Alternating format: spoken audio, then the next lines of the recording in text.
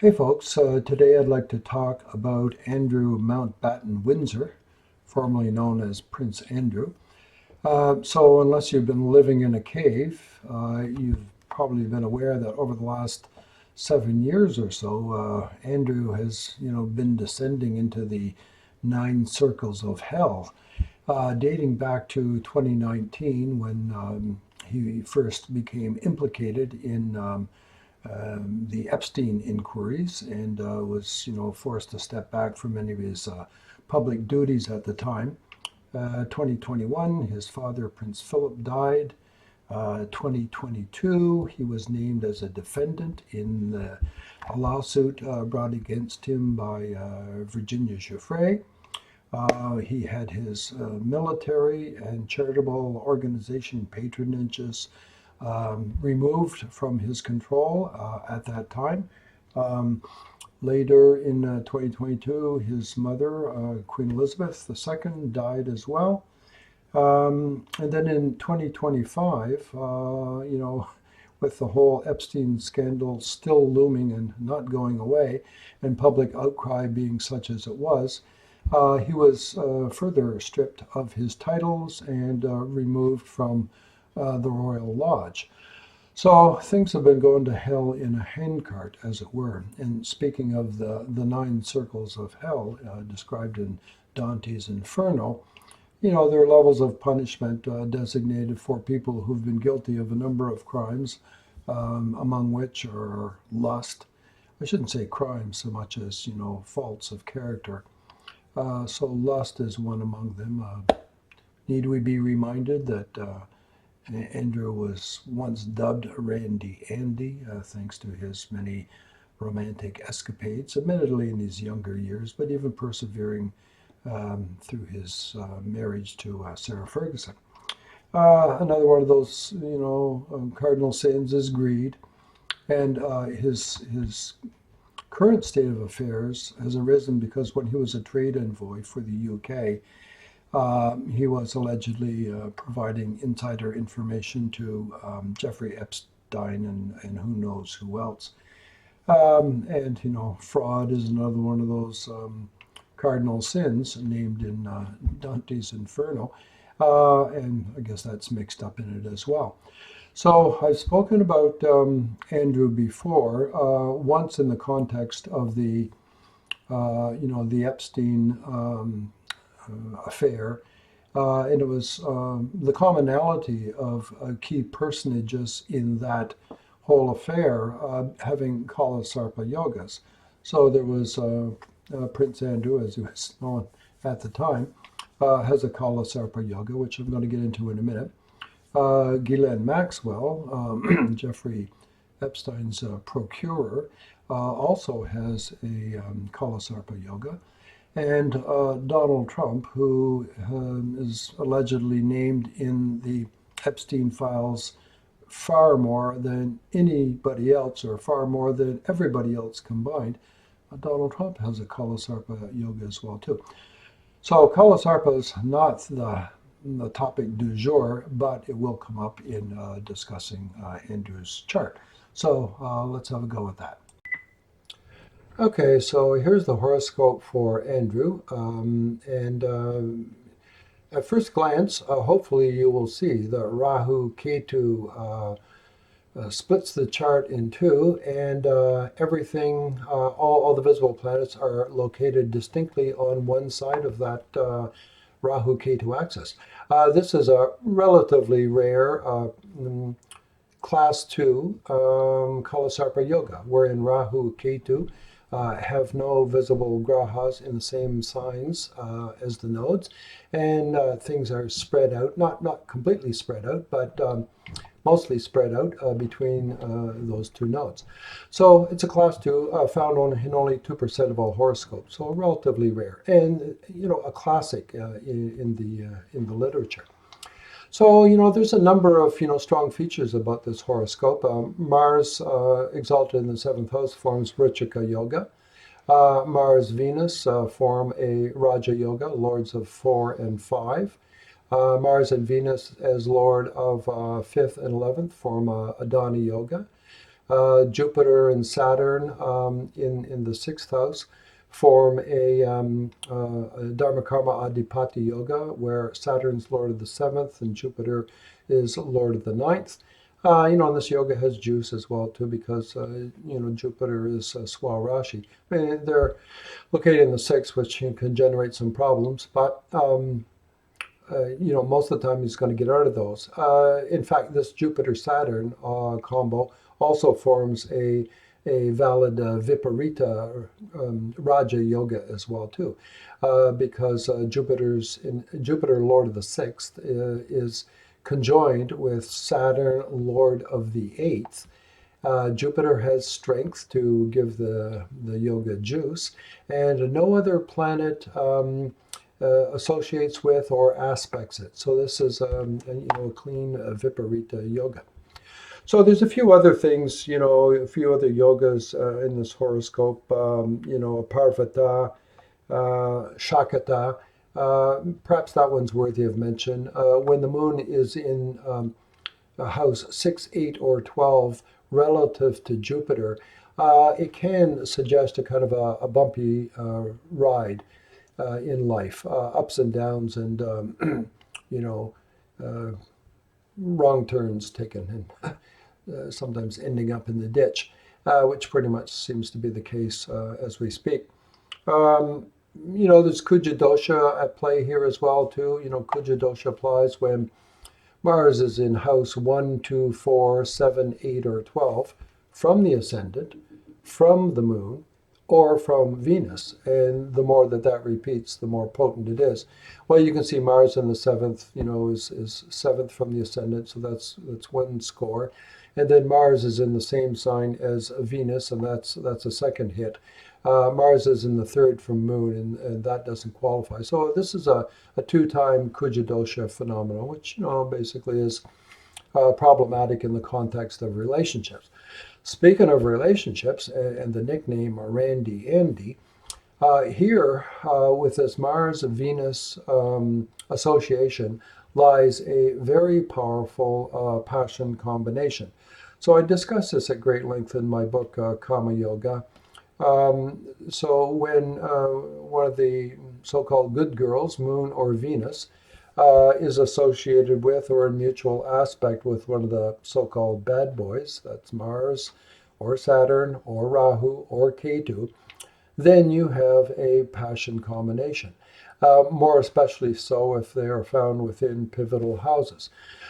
So Mars and Venus constitute, the appropriate, opposite sex pair to generate the magnetism.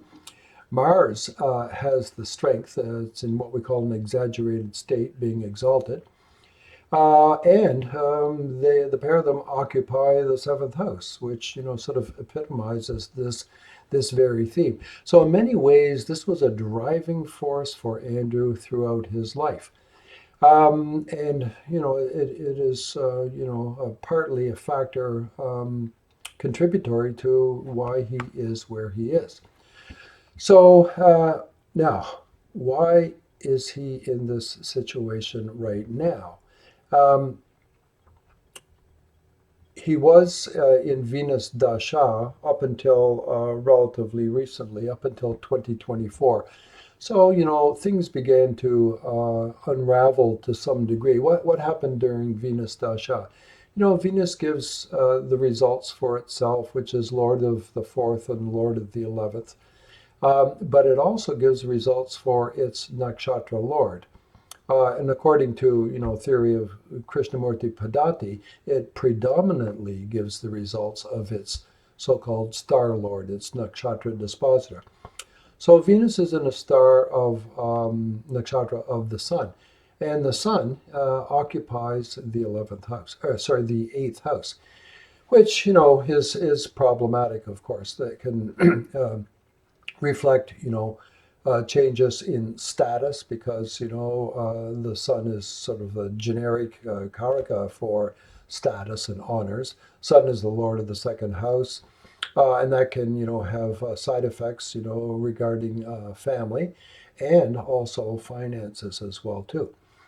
So in 2024, summer of 2024, despite the looming Epstein scandal, the court case with Virginia Giuffre, and losing some other perks that he had courtesy of his position, things went from bad to worse in 2024, where as I said earlier, public outcry became such that his brother King Charles decided that Andrew should be stripped of his title prince and removed from the royal lodgings. So all this came about in Sun Dasha, and then over the successive bhuktis, which brings us now into Sun Dasha Rahu Bhukti.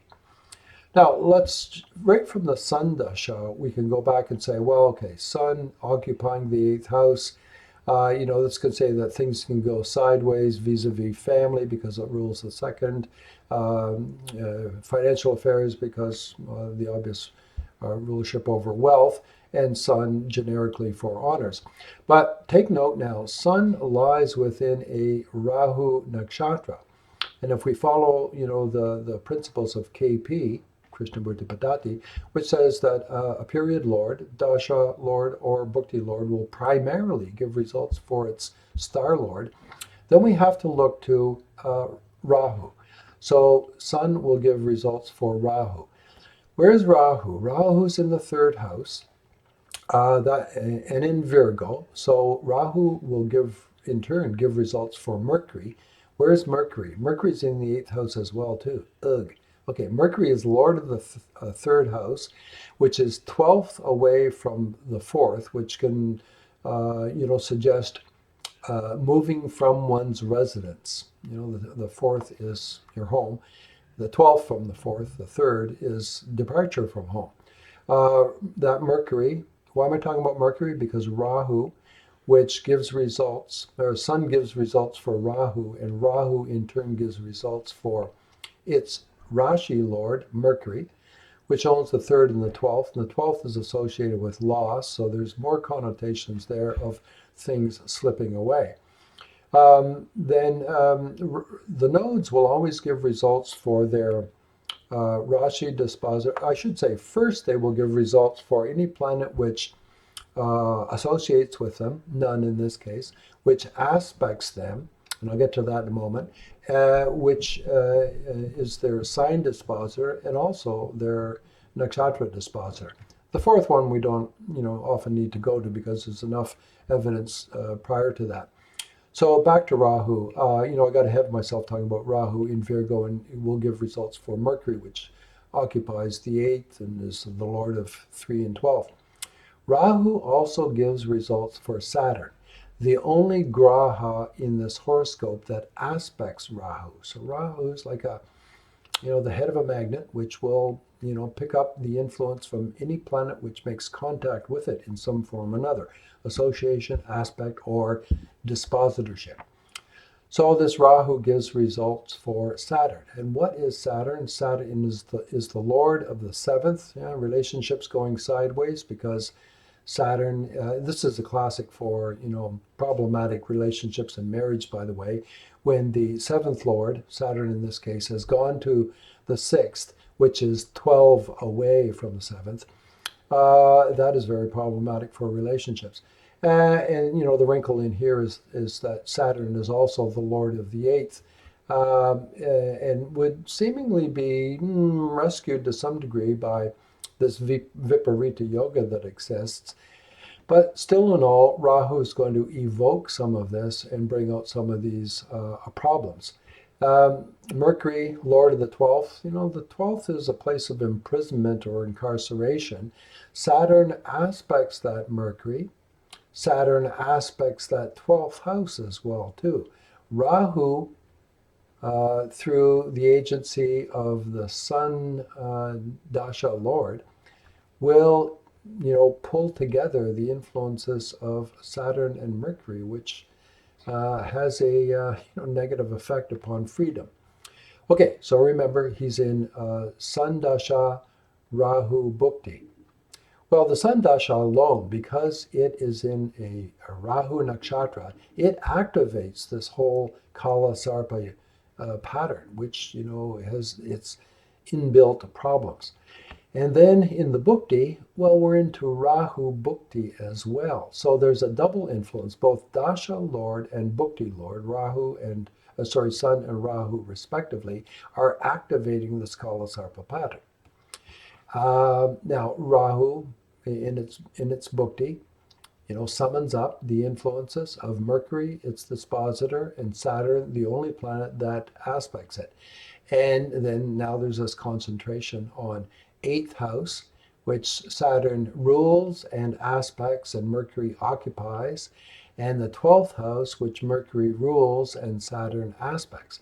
So there's a kind of a double whammy going on here with 8th house and 12th house manifestations being evoked. And so this is, very problematic. It's a really, really messy bhukti. Well, we already know that, but there it is. So now I just want to move on and briefly touch upon his solar return. Okay, so in this layout, I've removed the talking head. You're welcome, because I wanted you to get a clear view on both of these horoscopes that are displayed. So first, let me just quickly orient you. Here on the right-hand side is the natal chart. Okay, we've seen it already, but this is just the way I like to display things when I'm working with the Varshaphala analysis, which is solar return done in the style of Jyotish, Tajik Jyotish. So this is his solar return on the 19th of February. The day he was, arrested, taken in for questioning. Some birthday present. So let's just have a look at this and see what we notice. First, you might see the coincidence of the fact that he's got natally Cancer rising, and in his Varshaphala, he has Cancer rising as well too. This is what we call the Dvijanma year, and it's not a good portent. It's often problematic, and so that's one thing. The other is the position of the muntha. Now, the muntha is basically, quite simply, a progressed ascendant. When you're born, well, I'll go back to the natal chart. When you're born, the ascendant is obviously in the first house. On your first birthday, the ascendant will be in the second house. Third birthday in the, second birthday in the third house. And then so on, and it rotates around the chart one house per year. And you'll see here marked in the Varshaphala horoscope, the degrees are the same, 18, 17, as they were for the natal ascendant. So it's just a progressed ascendant, which is advancing one sign per year. Now, when the muntha is in house 6, 8, or 12, of the birthday chart, the solar return, the Varshaphala chart, that's not a good thing, as you might suspect. But when the muntha is in either the 4th or the 7th, that too is not a good thing either.